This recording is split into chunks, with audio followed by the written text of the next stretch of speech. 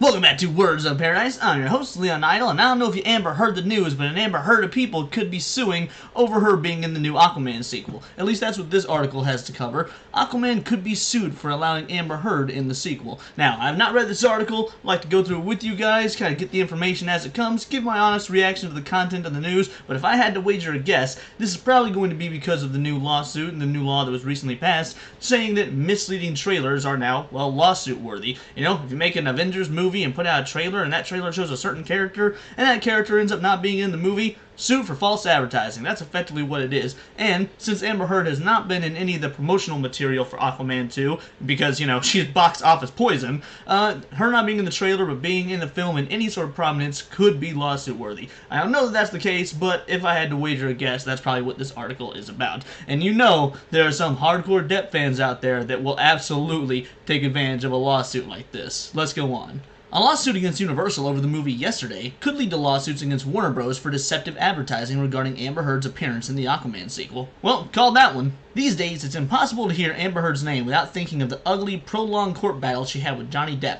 Ultimately, Depp prevailed in the court battle, and this has affected Heard's career in numerous ways, including how much she will likely appear as Mera in the Aquaman sequel. It's funny. I know we're only, a paragraph and a half in, but they haven't, denounced Heard or anything she did. Like, because of the court battle with Johnny Depp, it's hurt her career in numerous ways. Not, oh, because she's a filthy liar and is likely the actual abuser. That is what has hurt her career in multiple ways. It wasn't the court battle, it was how she portrayed herself in the court battle and what truth came to light about her. They could have left Johnny Depp's name completely out of this argument, completely out of this paragraph even, and the end result would be the same, but okay. I think we can already see a bias here. Now, Bounding Into Comics reports that a relatively straightforward lawsuit against Universal Pictures could result in a scenario where Warner Bros. Is sued for simply allowing Amber Heard to appear in the sequel at all. The lawsuit filed against Universal has nothing to do with Amber Heard and instead focuses on another actor, Ana de Armas. The plaintiff in the lawsuit is suing because he rented the movie Yesterday from Amazon and was disappointed that de Armas was not in the Beatles film despite her appearance in the trailer. She had a subplot that was ultimately cut out of the movie, and in the final cut, she appears only in a photograph despite the trailer making it seem like she had a more substantial part. Okay, when this said Yesterday at the beginning, I was wondering if it was talking about the Beatles movie. I never saw that. I was interested in it. It was definitely a cool concept for a film, but it's also several years old at this point. I wonder if a lawsuit would really, stand any sort of ground. Wasn't this movie from like 2017, 2018? Either way, I just find it strange that here we are in 2023 and it's coming to the table, but then again, this law didn't exist back then, so who's to say? Either way, it does make sense for Warner Bros. That someone would try and take advantage of this because, yeah, she's not exactly been in any of the advertising, any of the commercials, any of the trailers, but there's also an easy fix for that. Warner Bros. Cuts together a trailer and just throws it out there that's got, some semblance of Amber Heard / Mera in it well before this lawsuit, comes to light, and boom, lawsuit avoided. But then again, if they do that, there's the double-edged sword of they're absolutely confirming she's in the film, which is going to drive away a large portion of the audience who are going to boycott and protest the movie just for her alone, even if she's only got like 10 minutes of screen time. Yeah, so whichever way Warner Bros. Decides to go, there's probably going to be some sort of financial repercussion. It admittedly sounds utterly insane, but the plaintiff is so angry about spending $3.99 to rent a movie that didn't have as much Ana de Armas in it that he is suing Universal for releasing a false, misleading, and deceptive trailer. The suit goes as far as to claim the studio engaged in unlawful business practices and the plaintiff suffered injury in fact and lost money. I mean, I guess technically it's true they lost money. Like, if you spent $4 for literally one specific actor who is advertised to be in the film and they're not in the film, yeah, I guess there could be a lawsuit in that. I mean, back in the 80s, McDonald's was sued over using the term milkshake when you looked at the ingredients. There was actually no dairy products in their milkshakes whatsoever. McDonald's had to change the name of their milkshakes, so people were spending money for effectively a false product. I could see the same argument being made here, although $4 for an actor's name sounds ludicrous. I guess it's one of those, it's the principle of the matter sort of things. Honestly, hiring an expensive lawyer to make up for regretting that he spent less than $4 is crazy, but some analysts think the plaintiff winning the lawsuit could have an unexpected effect on the Aquaman sequel simply for having Amber Heard appear in any capacity in the film. The analyst in question is YouTuber That Umbrella Guy, better known as Tug, to a legion of rather embarrassing fans. Yep, okay. Here's their bias zone going forward. If y'all don't know who Tug is, that umbrella guy, he's a rather controversial YouTuber, and by controversial, I mean everyone on the right loves him and everyone on the left hates him. Why does everyone on the right love him and everyone on the left hate him? Well, because he's outspoken pro-Trump and he's very anti-Amber Heard. I mean, it's that simple. It doesn't matter whether you like his points, hate his points, whether he's right, whether he's wrong. At the end of the day, people are going to make their decisions about him based on that. It doesn't matter the fact that he's a content creator who created his own ground-up, from scratch comic book, The Case of the Littlest Umbrella. It doesn't matter that the majority of his videos, at least all of them that I've seen, have, been truthful. Obviously he has his own bias, everybody does, but when he covers Amber Heard, he's never been, caught lying. In fact, she did try to name him in a lawsuit, which was either dropped or he won. I don't remember or know if the details of that were ever even made public. But either way, he didn't suffer any sort of financial repercussion. Amber Heard failed in that matter as well. So regardless of your feelings on him, his reporting is accurate, or if it's inaccurate, there's always been corrections made. Going so far as to call him an analyst, I don't know if that's true. I don't know if that's the case, but you know what, if this article wants to call him an analyst and give him credence while also simultaneously showing their bias and dumping all over him, then sure, by all means. That meaningless title, maybe will get him some more clicks and subscribers, and hey, he's earned it in my opinion. Stay on that grind. He claims that California's false advertisement law could possibly land Warner Bros. In hot water because the studio has failed to disclose exactly how much Amber Heard will appear in Aquaman 2.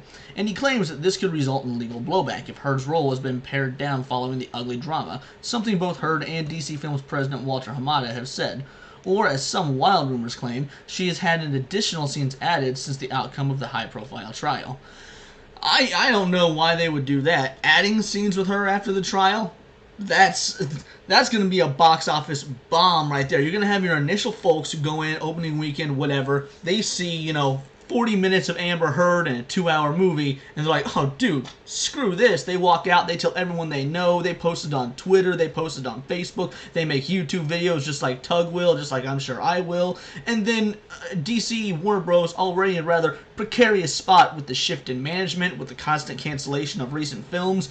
I really doubt, with Zaslav in control, that they would put additional Amber Heard in their films after all the blowback from this trial. But then again, I've been wrong before, so I guess we'll just have to see when we actually watch the movie. And by when we actually watch the movie, I mean when you guys actually watch the movie, because I will be giving DC none of my hard-earned green. Basically, Tug thinks that disgruntled fans could begin a class action lawsuit against Warner Bros. Based on the outcome of the Universal lawsuit, just because they expected or just hoped that Amber Heard would not be in the movie. He thinks that those who are a part of the suit would be able to, at minimum, get the cost of their movie ticket back. And while that does sound like, okay, yeah, sure, here's your $14.99 movie ticket back, have fun, paying the $1,500 to a lawyer or whatever. Again, you're going to have some people out there that do have that, big bucks that just want to flex and show that it's the principle of the matter. Basically pull a small-scale Elon Musk. And that this would send some kind of message to the studio about lying to their demographic. If you can't already tell, Tug is not a lawyer, and his thoughts about what could happen to Warner Bros. If Amber Heard appears in Aquaman 2 are little more than neckbeard speculation. And here the bias comes full circle. Neckbeard speculation. You do know that he's not the only one who speculated on this, right? There have been actual lawyers that have put out articles and YouTube videos that have suspected the same thing. Like, California did put out this new law about lying in movie trailers. That's fact. So if you have a movie trailer, if you're advertising a film, and you're being very coy about who is in the film, yeah, that could be grounds for false advertising. There's been far more frivolous lawsuits with far less evidence that, have won in the people's favor as opposed to, big corporation. Worst case scenario, it gets settled out of court, and you know what? A settlement's still a settlement. Calling the guy a neckbeard when all I'm saying is that when you write an article like this and you want to portray yourself as some sort of arbiter of what's going on in nerdy news and Hollywood news, maybe come off just a little bit more down the middle. I mean, how many subscribers does Tug have? Let's take a look here. So looking at his page, that umbrella guy has 398,000 subscribers. So he is close to the 500,000 subscriber mark. I would say that's a pretty large audience. And again, 300, almost 500K subscribers, almost 500,000 subscribers. His views, let's see, this is getting 40K views, 60K, 65K, 50K. I mean, and this probably wasn't even at the peak of the Johnny Depp Amber Heard stuff. And in all reality, I'm pretty sure he rose to fame covering the Vic Mignogna situation, along with people like him, Yellow Flash. They've done a lot of work together. The Vic Mignogna situation was really the apex for nerd culture and what it meant for accusations, the Me Too movement, and anything that was of a more political and Hollywood nature now starting to enter the nerdosphere. These sorts of individuals, well, they're the paying customers. We're the paying customers. All their followers are the paying customers. Those are the people that you do want to appease because they're the one buying your product and making sure your product can, succeed. Again, the DC knows this. That's why they've canceled 2 DC movies, Supergirl and Batgirl, even though they were already finished, at least Batgirl was, knowing that these movies were going to flop. DC decided, you know what, it's better just to eat this $120 million loss, or whatever, than put this movie out. And they're probably right. I know I wasn't going to pay to see it. I don't know anyone who was. Aquaman is going to be another case. Jason Momoa is not going to save it if Amber Heard is in it. At least, that's my thoughts, and I'm pretty sure you're going to call me a neckbeard for having those thoughts as well. For example, if the studio previously said that their role was pared down but not removed entirely, and she presumably makes an appearance in trailers for the film, it would be difficult to sue the studio because disgruntled audiences somehow came to the conclusion that she wouldn't be in the movie at all. I mean, yeah, you're correct, but I already covered that in my own analysis, and that's not what was being said. Again, DC has been very coy with it, and the whole idea of her role being pared down has been complete rumor. That's not been, at least to my knowledge, confirmed by Warner Bros. Discovery. So until they come out and say it's been pared down, also, what does pared down mean? Pared down is in reference to what the original length of the role was. If the movie is a 2-hour movie, and she was supposed to be in an hour and a half of it, and now she's only been in an hour of it, well, it was pared down. 30 minutes was cut. That might still be too much Amber Heard for some individuals. If she's in an hour of the movie, but only in one scene in one trailer, that's enough for, at least I would think, false advertising if you compare it to, let's say, Jason Momoa, who is in almost the entirety of the trailer. Honestly, the most compelling thing about this bonkers story is trying to figure out how much money the first plaintiff will spend suing Universal because he didn't get what he considered $3.99 worth of Ana de Armas. And you know what? Yeah, that's fair, that's funny. We can all make jokes about the $3.99 he spent on a movie for a lawsuit.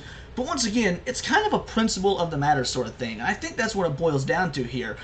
For far too long in, well, I would say probably the history of Hollywood, or at least the modern history of Hollywood, trailers have been misleading. I mean, I remember the movie Killers, the Ashton Kutcher spy action film, and first of all, holds up, really good movie. You wouldn't think you could see Ashton Kutcher as a James Bond type character, but let me tell you, it works.